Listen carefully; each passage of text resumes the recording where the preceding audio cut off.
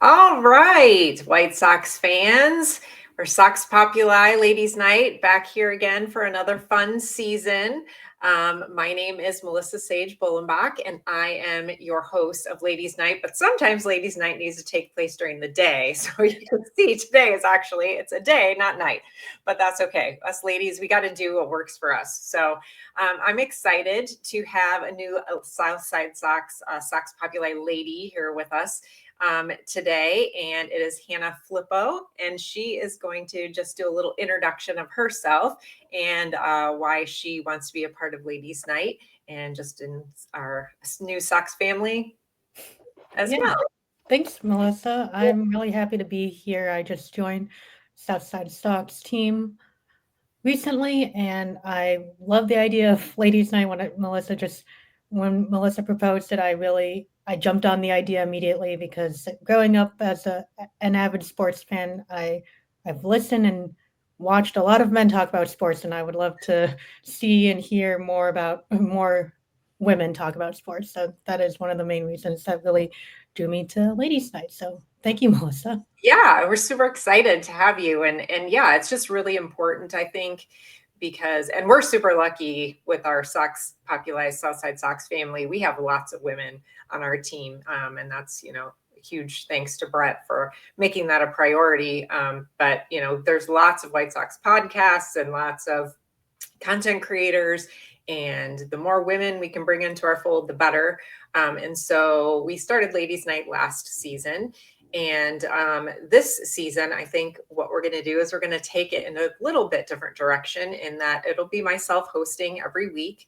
And then I will have one of our Southside Sox Sox Populi ladies join me. So it'll be different every week. And then our hope is, as often as we can anyway, is to find guests from outside our little family and bring in women who are doing all kinds of cool things related to baseball in any way. So I'm excited. We already have some guests lined up, and I'm not going to share about who it is because it's going to be a surprise, but we're going to have lots of fun things to do this season. So hopefully it'll be a weekly podcast. That'll be our goal anyway, is to get build up our listenership. So you can expect to hear from us once a week, and good or bad, we're going to roll from here. So we're going to dive right in this afternoon, and we are going to talk about spring training. So obviously spring training just wrapped up a couple of days ago, and we're a couple of days away from opening day.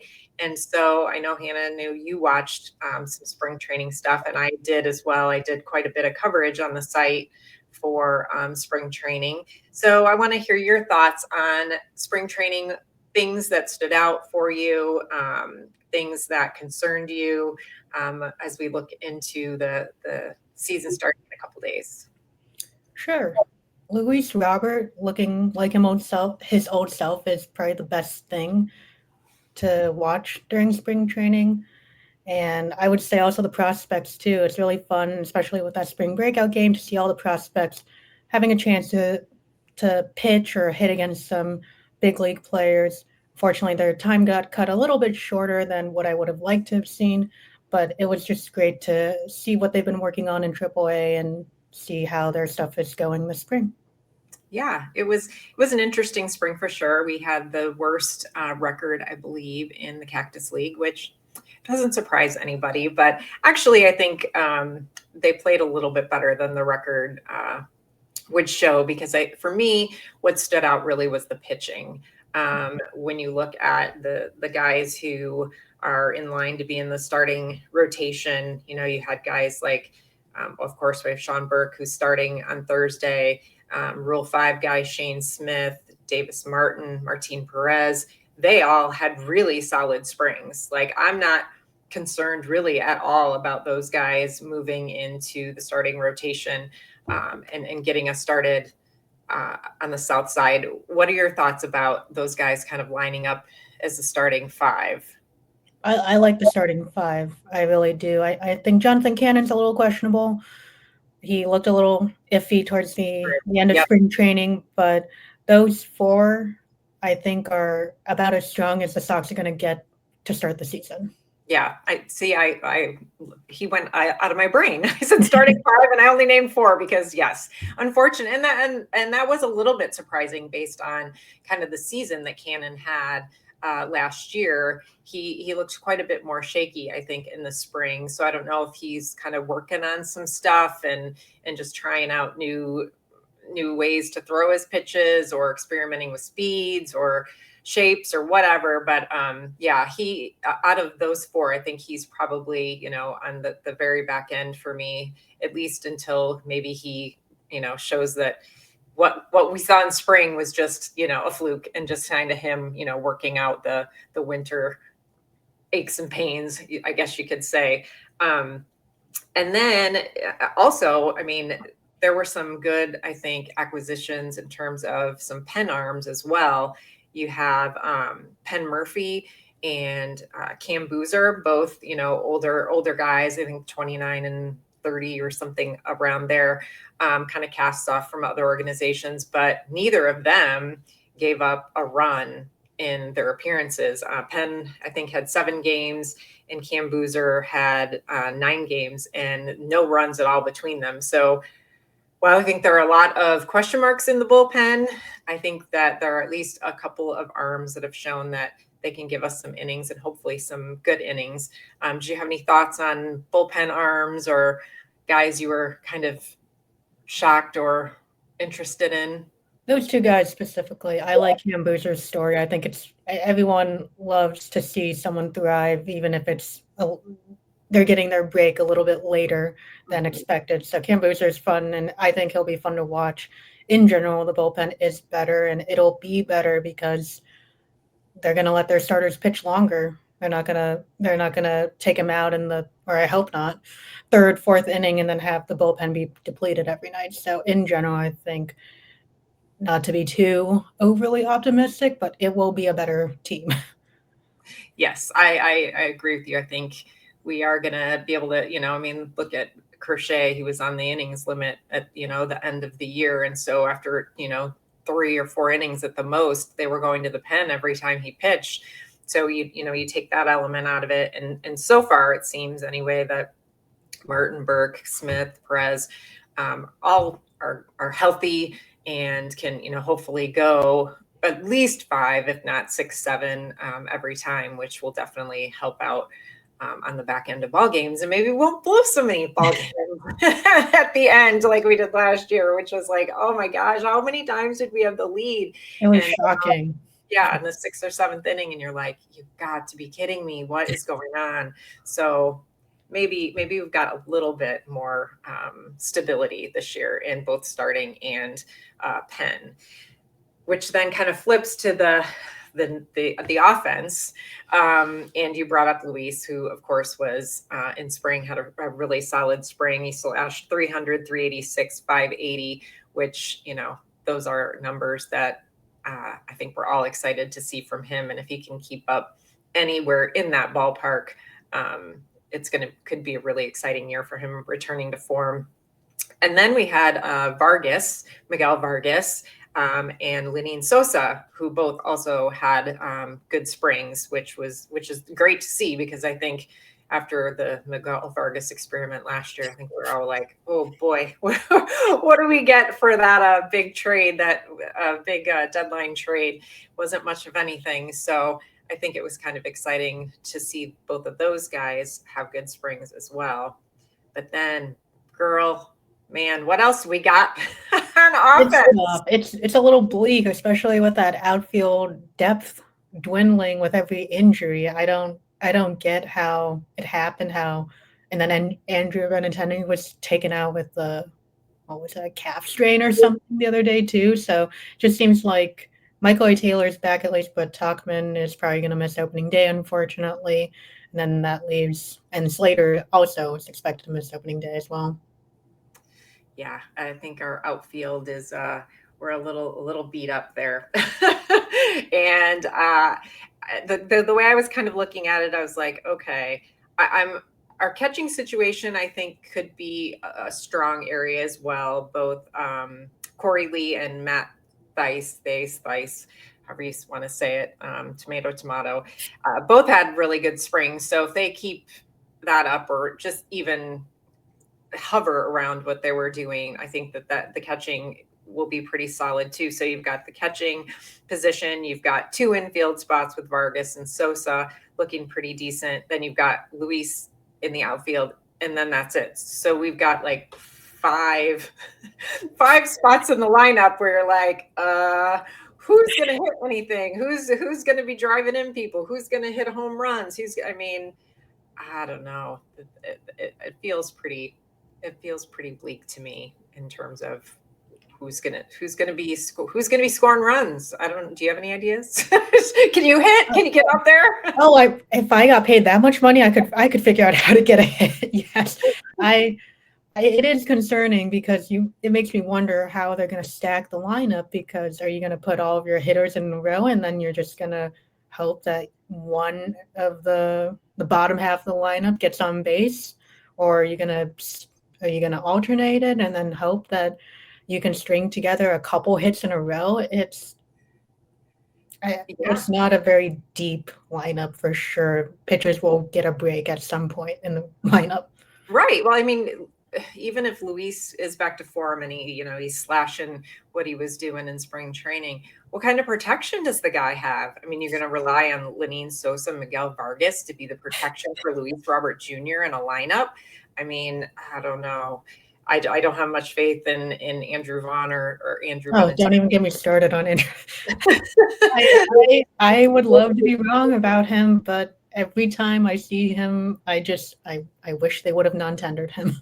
Yeah, it's going to be a real cruel twist of fate if Gavin Sheets has this like amazing season and just crushes it. And yeah, Andrew Vaughn, hits 15 home runs at the most, and bats 240, which, I mean, let's be honest, it's probably what we're looking at. So yeah. So the pitching, I think, is on the upswing, and definitely something to be happy about what we saw. I think the offense, on the other hand, is kind of at the other extreme. We got some really positive things to look at in pitching, and really a lot of empty void to fill in terms of the offense. All right.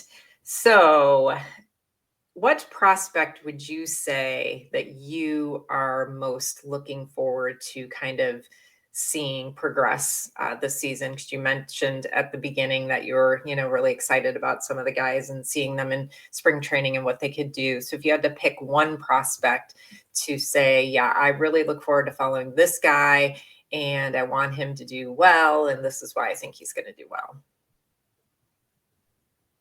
That's tough. Because there are a lot of good prospects. Yes, that's a good problem to have. Yeah, for sure. I would have to say, I would probably, if I have to pick, Kyle Teal. He did great at spring training. He's got pretty good shot at cracking the roster within the first few months, depending on how Theis looks. And he has that mentality. He has that aggressive mentality that I think it's very Sox-like. So I think he fits in well with the clubhouse culture, even if that's pretty semi-ill-defined right now with how many changes have gone on. But in general, he embodies that nose to the grindstone mentality that has always existed in Sox culture. Yep. The South Side attitude, the TWTW, right? The will to win. And I know after the last couple of seasons, we can certainly use somebody who has that kind of chip and edge on their shoulders. I was looking at his stats because I didn't realize how well he actually did in spring training. 316, 435, 684. So, and we sent him to AAA, so I mean, I think that speaks to like how well that Lee and Theis must have looked in spring training to say like, hey, we have a really solid 1-2 with these guys, and we're going to go ahead and give Teal a little bit more time in Charlotte just to get used to get used to the White Sox system, because he's coming over from Boston, like he hasn't played yet anywhere within our system. So instead of kind of just throwing him into the big leagues in Chicago. I personally, I think that's probably a really good idea to just let him get in, get comfortable. And then, like you said, probably won't be very long, I can imagine, and he'll probably be called up. So I agree with you that I'm definitely looking forward to him. But my guy that I picked is Braden Montgomery.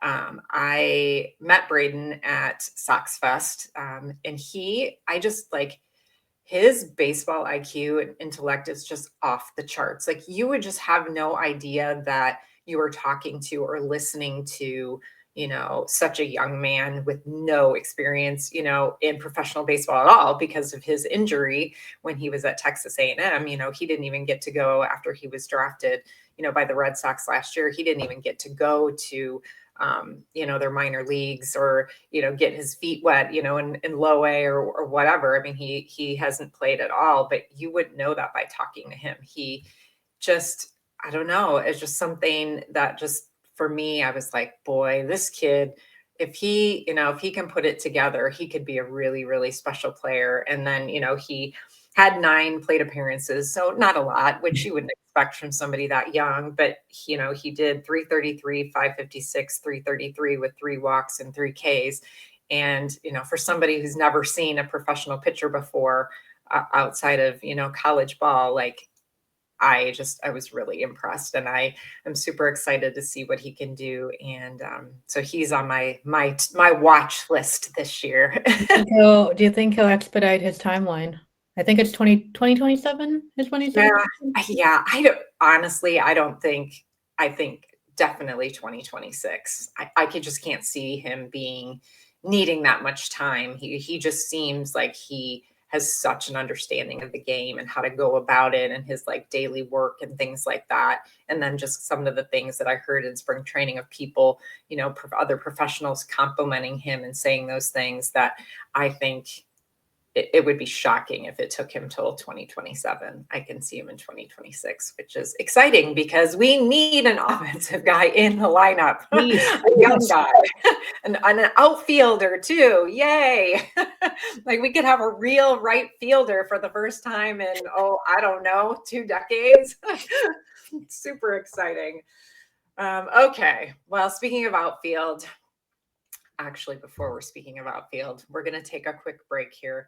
We're a little more than halfway through our 30 minutes that we have to talk together. So we're going to take a quick break, and whatever they're trying to sell you, at least listen, and we'll be back in just a couple seconds. All right, we're back. And before we broke, we were going to talk about something with the outfield. What I want to know from you is, do you think Luis Robert Jr. will be traded this year? And if so, when do you think it's going to happen? I think it's inevitable. The Sox can't possibly hold on to him throughout the entire year. I mean, they could. I don't see it being in the cards, because that would mean the Sox would actually have to be competitive, which I don't think they will, but I think they might surprise some people. I think they're going to sell him if they want to maximize his value and avoid him getting hurt. They'll probably sell him around right before the deadline, not at the deadline. I have a feeling it'll be like late June, early July. Okay. So you think if he does well, he's going. Do you think if not obviously if he gets hurt or something, he wouldn't get traded, but if he's not, hitting 300, with, I don't know, 10 home runs or something, do you think the Sox just hold on to him, or do you think they will just try to get anything? Like we just get a warm body, or do you think that it's like, we're going to keep him for the rest of his contract, or we're going to just get rid of him because we want to get rid of the money, kind of thing? Well, he batted what, like 260 last year, and he was still an all-star. So he didn't bat his best, and he still was recognized. Or maybe that was 2 years ago. So Yeah. I say it depends on how many other teams have injured center fielders. if the market is really bad for center field and he's the only one of the only few options, they'll sell him. So it depends on how desperate other teams are, It basically. depends on how desperate other teams are, and it depends what prospects they offer, which I know is a very wishy-washy answer, but I'm a very big believer that the deadline is it really does turn the tides in a lot of ways. So I think that seeing how teams play in the first 3 months will be a better indicator, but ultimately he will be shipped. Yeah. I mean, I think he will too. I think it's inevitable that he will be. It just, for me, I'm like, gosh, like it's not very odd. So if he is performing, he's doing really well, and is that player that we all know he can be. I vacillate with this. Well, it's not very often you get a player like him to come along, and so why can't we build around him with the intent of, okay, instead of taking our chances and signing somebody else's big bat, 2 years from now, that we sign our own big bat, because he's still young. It's not like Luis Robert is 34 years old. I mean, he's still a decently young guy. So, if he's doing really well and just killing it this year and being the five-tool guy that we know he is, you keep him and you build around him. And then when his window is up in a couple of years, then you re-sign your own guy, having faith in the fact that you developed him and you want him here, than taking the gamble that there's going to be another free agent out there that's going to want to come to Chicago. Am I crazy for No, thinking? you're not crazy at all. And it just, that's what I would like for them to do, but I don't think it'll happen. I would like for them to be a better version of the Angels. So how the Angels have kept Mike Trout all these years, I would like the White Sox to do the same, but actually build a system around him, which the Angels still have not figured out how to do. Yes, no, that is very unfortunate for Mike Trout. But yeah, as I listen to a lot of the White Sox content creators, and everybody's like, yeah, they're going to trade him and they're going to try to maximize his value. But I'm like, why? Like, if this guy, if he truly could be a Hall of Fame player, like we know he has the tools, can he stay healthy to do it? But if he does, like, that's like saying, okay, well, we had Frank Thomas for the beginning, and then it's like, well, we're going to trade him away because we want to get something for him, and then we're going to hope that somebody else is going to sign to replace Frank Thomas. To me, it's just this kind of a head scratcher, in that, like, you wouldn't even really consider, because just from what I've heard from Getz, and every time he talks or whatever, is that it's like a foregone conclusion that we're just going to get rid of him. And I guess I see that as kind of puzzling. Like, keep your own guy. Like, and it seems like Luis this year anyway has come with a fresh perspective and has said, he would like to stay here. So I don't know. Do you think if Justin Ishbia becomes the owner, if that does that change? Because Yeah. I think it does. I think Ishbia would be all in and want to keep the people who want to stay. Yeah, right. And the people that, yeah, have already been a part of our system and our culture and know what we're trying to build here, then it's not like Chicago is this destination for, players, top players that are looking to, oh my gosh, well, of course I'm a free agent, I want to go to the White Sox. Like, it's just is not historically ever been the case. So I don't know why all of a sudden we think that we're going to be able to bring in those kind of bats, because we have to. That's the bottom line too, is we have to bring in those bats, because the pitching, you can't win games if you can't score any runs. You can pitch as awesome as you can, but you still got to score some runs. And we certainly, while we have a few guys, there's just not enough there that's gonna be able to bring it home, in my opinion. So I'm advocating to keep Luis around, I guess. My naive self is advocating for that, but oh well. What can I say? Make me be the new GM of the White Sox. I'll fix all the problems. Exactly. All right. Well, we've got just a few minutes left at the end of our podcast. Let's talk a little bit about what we're looking forward to. So we did our prediction podcast with Brett. And so we talked about like our numbers and kind of who we think is going to win the, the divisions and this and that. But obviously we're here, so we have to be looking forward to something. Gluttons for punishment that we are. So when you think about 2025, what is it that you're looking forward to most?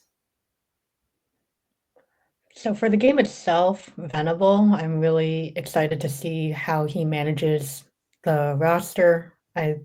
He has a good history so far, or at least has trained under decent managers. So I think that's a good sign, but I would like to see how he puts it together himself and runs the team. And as corny as it might sound, the food. I mean, if I'm gonna watch them lose, I might as well enjoy one of their new food items, even though I wish they'd spend the time and energy on the players and not the food, but whatever, I guess I'll enjoy one of them at least. I'm with you on both of those things. The food, like, I know some people were like hating on the milkshake last year, but my family actually really enjoyed the milkshake. We had it a couple of times. Now we would get it at the beginning of the game, right when we got there, because if you didn't, like, the line was ridiculous. I really think that we do offer a lot in terms of ballpark experience and food. So for as much crap as the rate gets, it is actually a really great place to watch a baseball game. Like, can't really, there's not a bad seat in the house because you're going to sit in the lower level right now, because the upper level, I don't even think they're opening it half of the time. So in our lower level, there isn't a bad seat. And I'm a vegetarian. I try to eat vegan sometimes as well. They have food, that I can eat there. And I think it gets too much hate and it should get a little bit more love. But Will Venable too. Yeah. Super exciting. I mean, you hear nothing but good things across baseball about him. And it seems the players really connected with him and how he has approached the spring and, went about doing business. So I think that can definitely be something that we look forward to, not walking people on, 3-0 counts or whatever Lou Russo was doing back in the day, crappy things. So I think that is definitely a positive. The other positive I have, and I think you are going to do some coverage for us as well, but I did a lot of the minors last year. So I followed for the second half of the season. I was kind of like our Kannapolis beat writer, but earlier in the season I covered all the teams. And I think we're kind of going back to that format this year, to where, we'll have each night we'll be kind of recapping all the games. And I really enjoyed that. I didn't realize how much I would enjoy that, but there's something about, I don't know, people trying to make their dreams come true, that when you're reading about what happened in the game or you're watching the clips on, MLB or what have you, there's just a kind of pure joy, I feel like, in the minor leagues that sometimes gets lost in the major leagues. And so that's something that I'm really looking forward to and because we have so many good guys in the pipeline, it'll be really fun to see. I mean, my gosh, we have Hagen Smith and Noah Schultz starting in Birmingham on that, in that rotation. And, that could be crazy. Like, oh my gosh, that'll be really something to follow. So. Yeah, I was about to say, unfortunately, there might be a few times when watching minor league baseball will be more fun than watching the Sox, but I hope not, but it's possible. Yes, that was actually, unfortunately, how it was last year, because you had the Barons who, won the championship in Kannapolis. They won, went all the way to the championship and lost. But it was pretty exciting watching those guys. And at least they were winning games. So anyway, all right. Well, that wraps it up for our first 2025 edition of Ladies Night, or Ladies Day, as the case is this time. Next week, I will have with me Christina Erdo, and we have a very special guest that is involved in video games. And that's all I'm going to say, because I want to kind of leave it there, but it's going to be really cool to have this person on and her talking to us about a very special video game that she was involved in helping to create. So thank you very much, Hannah, for joining our Ladies Night team and our discussion about And there's the cue to cut it off because my dog is going nuts. So, all right, we'll be back at you next week. Thanks. Thank you.